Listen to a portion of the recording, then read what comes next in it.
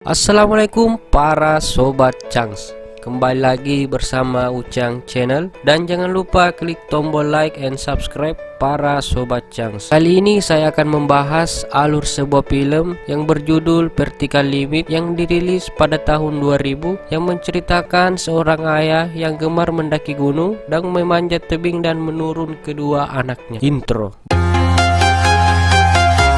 Baik, langsung saja ke alur cerita film Vertical Limit. Di awal film kita dipertemukan seorang ayah dan anak yang sedang memanjat tebing yang sangat tinggi. Wow, keluarga itu tampak sangat menikmati dengan sangat senang memanjat tebing yang tinggi itu. Terlihat seorang kakak yang bernama Peter dan adiknya yang bernama Elin yang sedang ngobrol santuy coy. Dan sang ayah yang bernama Garrett selalu memperingatkan untuk selalu memasang alat penambat. Petir pun memasangkan penambat untuk adiknya. Namun hal yang tak diinginkan terjadi. Tiba-tiba terjadilah kecelakaan yang tak terduga. Dua pendaki lain ternyata mengalami kecelakaan dan jatuh mengait ke badan ayahnya. Karena beban terlalu berat, dua pendaki terjatuh dan mati. Ini pun tampak terlihat bersusah payah mengaitkan penambat ke tebing itu, namun tak terjangkau. Situasi semakin memanas karena penambat ini tidak bisa menahan beban yang sangat berat. Kemudian Garrett meminta Peter untuk memotong talinya agar mereka bisa selamat, namun Annie berteriak dan mengatakan jangan. Dengan sangat terpaksa, Peter memutuskan untuk memotong tali tersebut dan ayahnya pun terjatuh dan meninggal coy. Singkat cerita, 4 tahun kemudian, kini Peter bekerja di National Geographic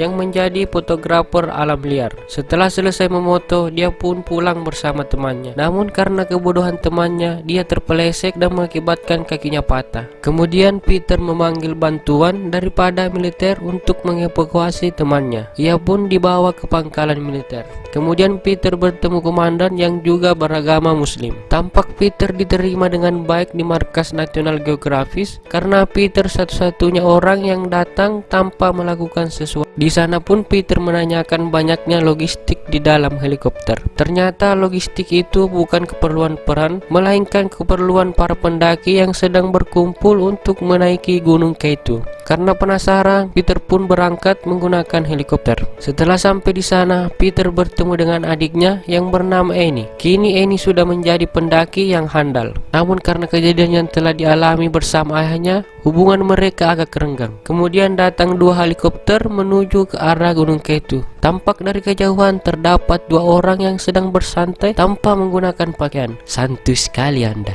Singkat cerita, bos dari perusahaan Majestic Airlines yang bernama Alien datang dan mengumpulkan para pendaki agar dapat mencapai puncak gunung K2. Pada malam hari sebelum mendaki, di pagi hari, para pendaki berkumpul mengadakan pesta bersama. Namun terlihat seorang kakek misterius yang bernama Wick. Dia terkenal seorang pendaki yang sangat hebat. Tampak Wick mengingatkan tentang cuaca di atas gunung. Namun dengan sangat sombong, Alex mengatakan kami sudah berpengalaman dan dilengkapi alat yang canggih. Alex pun tidak mendengarkan perkataan kakek tersebut dan melanjutkan pesta. Hari pendakian pun tiba. Mereka pun bersiap-siap untuk menaiki helikopter. Kemudian tampak Ellen melihat Peter dari kejauhan dan menaiki helikopter. Dan disinilah pendakian sesungguhnya dimulai. Singkat cerita, Annie pun melalui jurang dan harus menggunakan tali dan bergelantungan. Setelah melewati jurang, tampak Tom melihat badai akan datang dan sangat besar. Kemudian Tom menjelaskan badai besar itu ke Annie dan Alex. Namun Alex dengan santai mengatakan jangan khawatir. Sombong banget nih si Alex. Ketika Peter sudah siap berangkat meninggalkan gunung K2, Peter melihat badai yang sangat besar. Peter pun berlari menuju ke ruang kontrol untuk memberitahu pendaki agar segera turun. Namun karena keegoisan tim kontrol terlalu menyepelekan cuaca, dia pun tidak menghiraukannya. Peter pun segera menghubungi Tom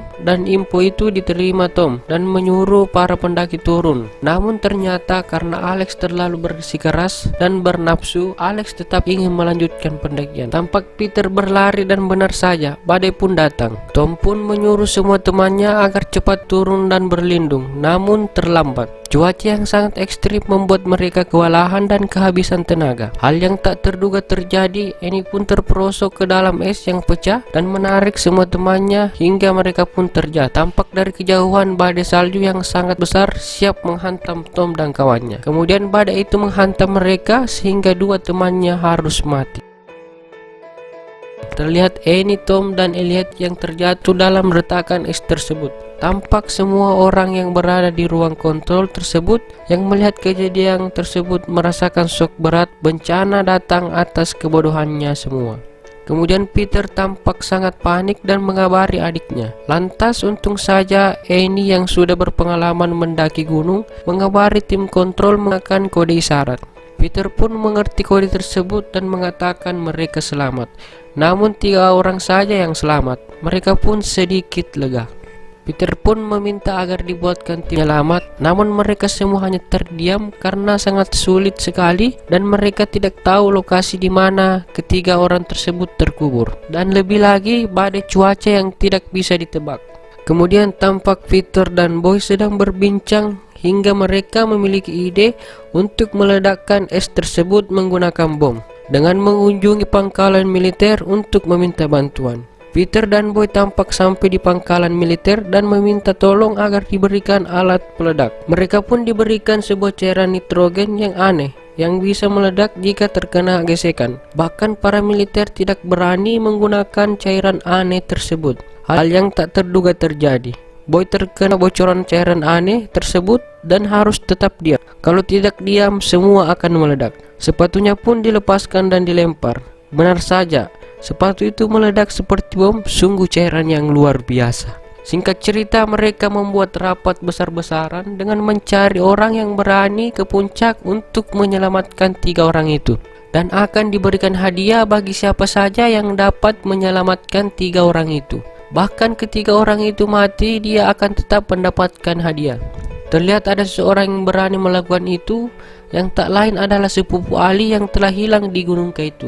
Dan 2 orang yang aneh juga berani ikut, yang bernama Cheryl dan Melton. Kemudian tampak Annie dan temannya mengalami sesak napas. Singkat cerita, keesokan harinya dia pun berangkat dengan misi tersebut sambil membawa bahan peledak yang diberikan tim militer. Namun terlihat wanita tomboy yang sedang santuy di dalam helikopter. Dia adalah Monique yang bersedia ikut dalam misi tersebut.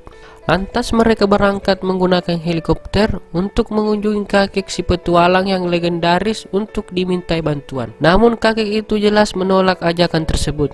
Kemudian Peter menjelaskan Annie yang sedang terjebak di atas sana. Kakek itu pun menyetujui dan ikut dalam misi tersebut.